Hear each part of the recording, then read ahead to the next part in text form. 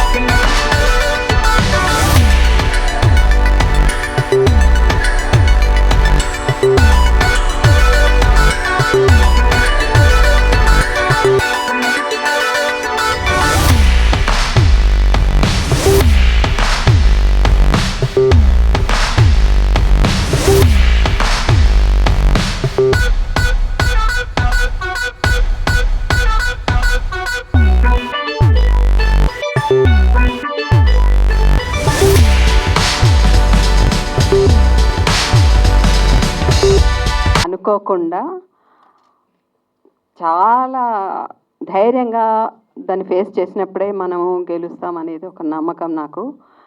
దానికి ఏం చేయాలంటే రోజు ఉండే సమస్యల్ని పట్టించుకోకుండా మనం ఎలా దేంట్లో జీవిస్తామో, ఎందులో సంతోషపడతామో, మన సంతోషం ఎక్కడెక్కడ దాక్కుంది, ఇన్ని రోజులు మనం వాయిదాలు వేసిన పనులేంటి, మన హాబీస్ ఏంటి, వాటికి ప్రతిరోజు మనం స్పందించి దానికోసం కొంచెం కృషి చేస్తూ మనసుని, లైఫ్ స్టైల్ని కొంచెం చేంజ్ చేసుకొని హ్యాపీగా గడపాలి. ప్రతిరోజును హ్యాపీగా గడపాలి. దాంతో మనకు ప్రాణం పోసుకుంటుంటుంది అనమాట. మనకు దానికి ఏం చేశానంటే, అంటే క్యాన్సర్ రాగానే ఇంకా ఏడ్చేవాళ్ళు అసలు పక్కన ఉండొద్దండి. ముందు అధైర్యపడతారు. ఏడ్చేవాళ్ళు నేను వద్దనే చెప్తా, ఎక్కడికి పోయినా కౌన్సిలింగ్లో కానీ ఏడ్చేవాళ్ళు పక్కన ఉండొద్దు. ధైర్యం చెప్తారా, ఉండండి పక్కన. ఏడ్చేవాళ్ళు వస్తే ఇంకింత డౌన్ అయిపోతారు. దానికి ఇంకా ఏం చేయాలంటే breathing, meditation, 7 chakras, physical activities ఇవన్నీ చేసుకోవాలి. నచ్చిన గ్రూపుల్లో జాయిన్ కావాలి. ఓన్లీ ఇంట్లో కూర్చొని ఏడుస్తా కూర్చోవడం కాదు. ఏదైనా గ్రూప్, అది పాటలే కావచ్చు, భజనలే కావచ్చు, యాక్టివిటీస్ కావచ్చు, సోషల్ సర్వీస్ కావచ్చు, ఇలాంటి వాటిల్లో ఎందులో ఒక దాంట్లో జాయిన్ అవుతే ప్రతిరోజు ఏదైనా మనుషులతో, ఇంట్లో వాళ్ళతో కాకుండా బయట వాళ్ళతో కూడా కాస్త గడిపితే మనసు ప్రశాంతంగా ఉంటుంది.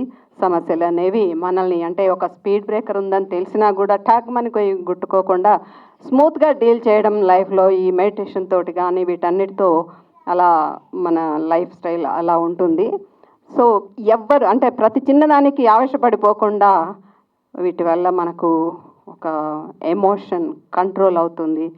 ఈ ఈ చిన్నప్పటి నుంచే పిల్లలకు నేను ప్రతిదానికి హైరాణ పడి గొడవ చేసే ఇలాంటివి కాకుండా ఉండాలంటే చిన్నప్పటి నుంచే నా దృష్టిలోనైతే పిల్లలకి స్కూలింగ్ నుంచే మెడిటేషన్ అలవాటు చేయాలి. నా లైఫ్లో ఇవన్నీ చేస్తున్నా కాబట్టి నేను ఇంత ధైర్యంగా వీటిని ఎదుర్కొని ఈరోజు మీ ముందు ఇలా నిలబడ్డాను అంటే అవే కారణము. ప్లస్ నా యూనివర్స్ కూడా నాకు ఏదో ఇస్తుంది అని అనిపిస్తుంటుంది. ఎవరి రూపంలోనో ఒక రూపంలో, ప్రస్తుతం సుధాకర్ గారి రూపంలో నాకు ఈ అవార్డు రావడం కానీ ఇంత గుర్తింపు కానీ వచ్చినందుకు చాలా సంతోషంగా ఉంది. కోమటిరెడ్డి గారు ఎంత బిజీగా ఉంటారు, ఈరోజు ఈ టైము ఎలా స్పెండ్ చేస్తున్నారు, అది ఎలా కలిసి వచ్చిందో నాకైతే అర్థం కావట్లేదు. ఇదంతా కూడా నాకు అద్భుతంగా అనిపిస్తుంది. నాకు జీవితానికి ఇది చాలు. ఎంత ఎదిగినా ఒదిగి ఉండాలనేది నా దగ్గర అవి వస్తూనే ఉంటాయి, మీరు ఉన్నారు కదా చూసుకోండి.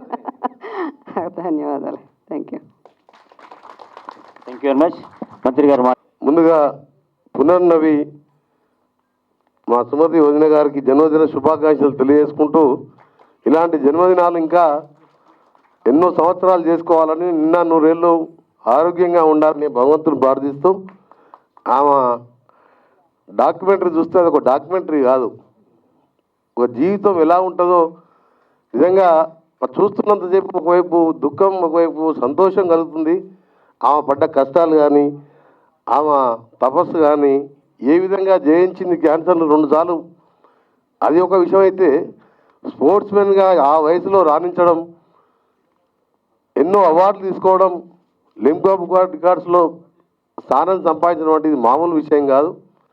ఒకవైపు ఒక కాలుకు డ్రగ్స్తో ఇన్ఫెక్షన్ వచ్చినా కొద్దిగా ఆ బాధలో కూడా ఆ గేమ్ చూస్తుంటే నిజంగా ఆమె ఒక మామూలు మనలాగా మామూలు వ్యక్తి కాదు, ఆమె మామూలు మనిషి కాదు.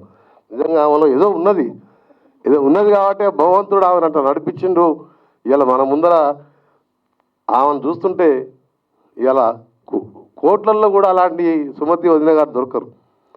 ఆమె జీవితం ఈరోజు మనవరాళ్ళు, మనవడు, కొడుకులు, మంచి భర్త పవన్ రెడ్డి గారు, ఆమె నూతన కళ అంటే మా ప్రాంతం శ్యామ్ గారు, మేమందరం ఇప్పుడు వాళ్ళు చేసే కార్యక్రమాలతో పాటు నిజంగా ఇలాంటి వారు ఉంటారా మన దేశం ప్రపంచంలో భూమి మీద అని చెప్పి ఒకసారి అనిపిస్తుంటుంది. నేను చూస్తున్నంతసేపు నాకు జీవితంలో ఎన్నో ఒక సంఘటన జరిగింది. నాకు శ్యామ్కు ఒక 20 సంవత్సరాల కొడుకు కళ్ళ ముందు చనిపోతే ఏ తండ్రికైనా తండ్రికి కొడుకు దాన సంస్కారాలు చేస్తారు, కానీ కొడుకు చేయడం అంటే అది బతకాలని ఉండదు. ఇక చాలాసార్లు అనుకున్నాం, కానీ ఇలా సుమతి వదినది డాక్యుమెంటరీ చూసిన తర్వాత సరే అందరికి కష్టాలు వచ్చినప్పుడే మనం ఉండాలని చెప్పి నేను కూడా ఇప్పుడు నాకు కూడా పెద్ద ఏది ఇంట్రెస్ట్ ఉండదు లైఫ్లో, బాబు పోయినప్పటికెళ్ళి. కానీ ఆయన పేరు మీద ఎన్నో కార్యక్రమాలు చేసిన బయట ఒక 400-500 మంది డాక్టర్లను చదివించిన, అమెరికా పంపించిన, జర్మనీ పంపించిన, అవన్నీ ఎక్కడ నేను చెప్పుకోను.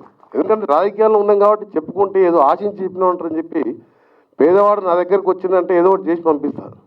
మొన్న వారం క్రితం కూడా మద్రాస్ ఐఐటీలో ఒక అమ్మాయి, ట్రైబల్ అమ్మాయి, మన నల్గొండ ఒక లేబర్ కూలీ బిడ్డ ఐఐటీ కంప్లీట్ చేసుకొచ్చి అంకుల్ నేను జర్మనీ పోవాలని డైరెక్ట్ అమ్మాయి వచ్చింది.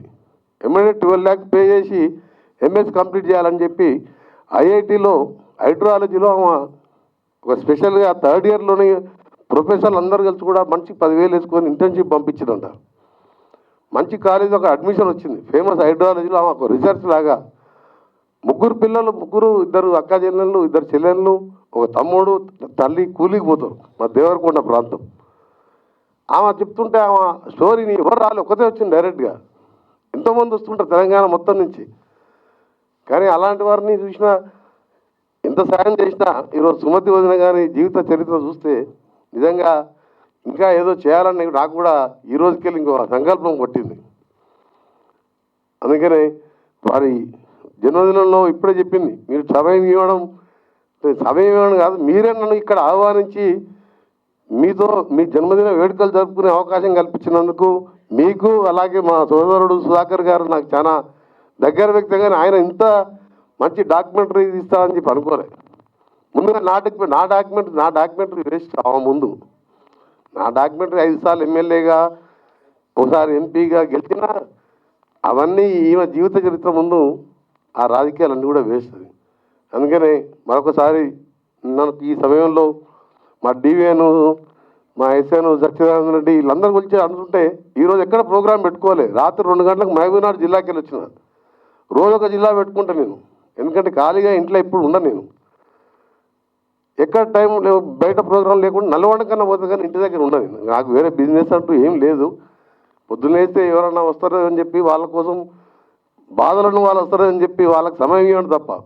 కానీ ఈరోజు ఎక్కడ పెట్టుకోలే ఇవాళ, ఎందుకంటే మీ జన్మదినంలో ఉండాలని నేనని క్యాన్సర్ చేయించడమే కాదు, ఆ తర్వాత మీ జీవిత చరిత్ర చూస్తుంటే ఆ స్పోర్ట్స్లో కానీ మామూలు విషయం కాదు ఇది.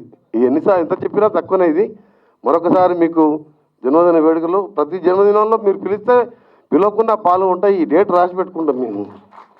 మా పవన్ అన్నకి చెప్తున్నా, శ్యామానకు కూడా చెప్తున్నా, మీరు ప్రతిసారి కూడా జన్మదిన పిలవండి, తప్పకుండా నేను వచ్చి గ్రీటింగ్ చెప్పాలి. మీ ఉన్నా లేకున్నా మీరు మాత్రం నిండా నిర్మూలన ఉండాలని భగవంతుడు ప్రార్థిస్తూ సెలవు తీసుకున్నాం.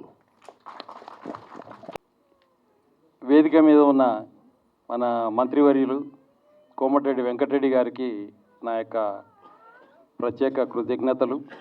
వారు సమయం వెచ్చించి మనము ఆహ్వానించినందుకు వచ్చి ఈ వేదిక మీద పునర్నవి అనేటువంటి ఓ డాక్యుమెంటరీని ఓపెన్ చేసి 2 రికార్డ్స్ అంటే వండర్ బుక్ ఆఫ్ రికార్డ్స్, ఒక లైఫ్ అచీవ్మెంట్ అవార్డును అందియడం అనేది మీ అందరి మధ్యలో పంచుకున్నందుకు నాకు సంతోషంగా ఉంది. రోటరీ మిత్రులు, మా ఐకేఆర్ సోదరులు అంటే రోజు ఒక 20 మంది షటిల్ ఆడతాం సార్. సో బిల్డర్స్ అసోసియేషన్ నా మిత్రులు, సీనియర్లు, నా బంధువర్గం, ప్లస్ ఈ సినిమాను నిర్మాణంకు తోడ్పడినటువంటి technicians as well as Sudhakar గారికి ప్రత్యేకంగా అందరికీ నా యొక్క కృతజ్ఞతలు. Thank you.